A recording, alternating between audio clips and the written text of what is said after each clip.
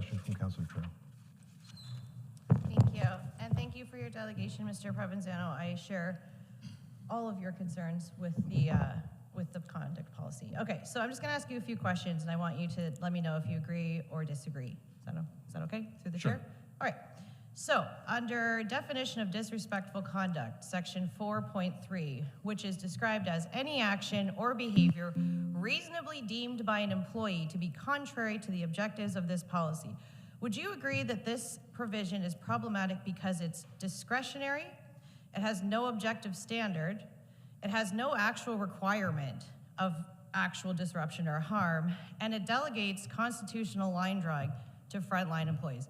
Would you agree with my assessment? Absolutely. Okay.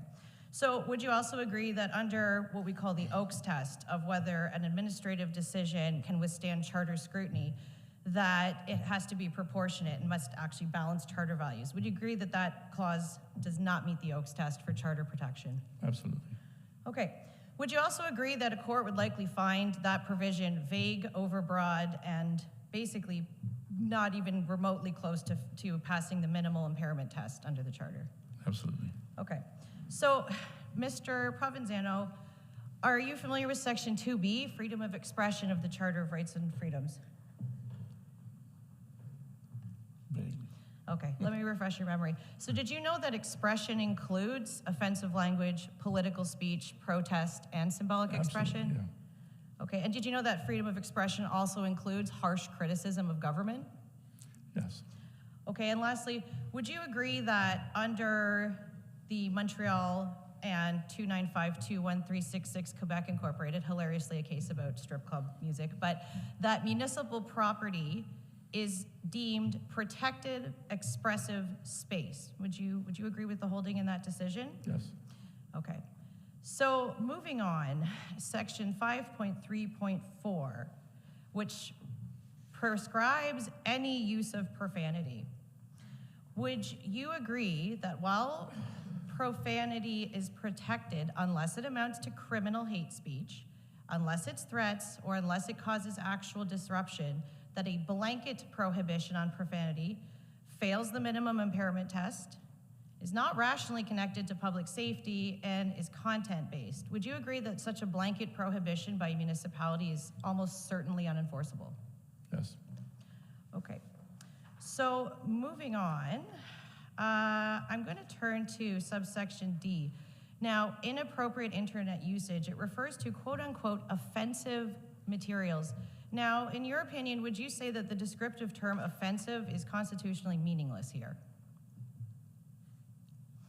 in the sense that it's completely vague? Okay, and that is vague, yes. Yeah. So I'm going to turn as well to the prohibition on photography in Appendix A. So this says, inappropriate internet usage and abuse of technology, use of technology devices to photograph images without municipal authorization in advance.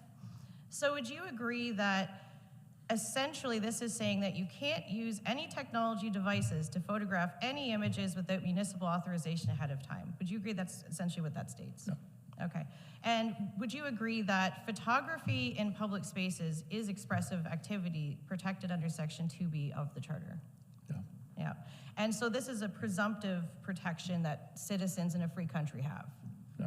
Right. I specifically didn't mention any of these because I didn't think it pertained. I was more concerned with political dissent and political discourse. Right. But I mean, from a constitutional perspective, Sure. This is probably one of the most problematic aspects of a problematic conduct policy. Okay, now you did mention, of course, the frivolous and vexatious complaints.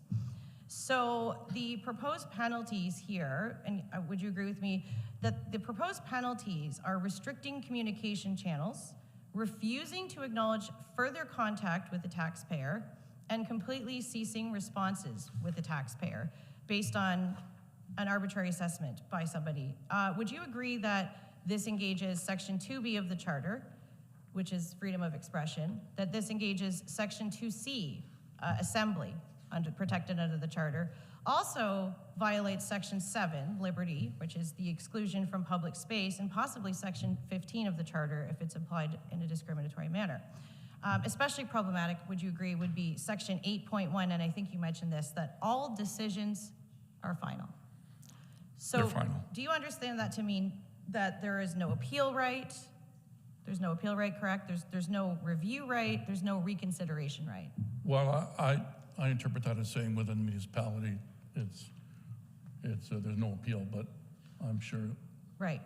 And are you familiar that one of the cornerstones of democracy, and at least in Canada, is that we have the Dunsmuir decision, which discusses the principles of procedural fairness. And would you agree that this ban, this prohibition, violates the basic principles of procedural fairness afforded to Canadians? Absolutely. Thank you. Thank you. Any other questions? Seeing none? Thank you for your time, sir.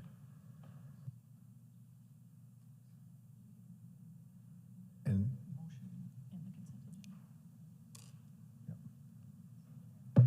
so- Chair, I don't know if I'm supposed to be intimidated by Mr. Pissarro, but, Um, you know, we're in a business meeting now,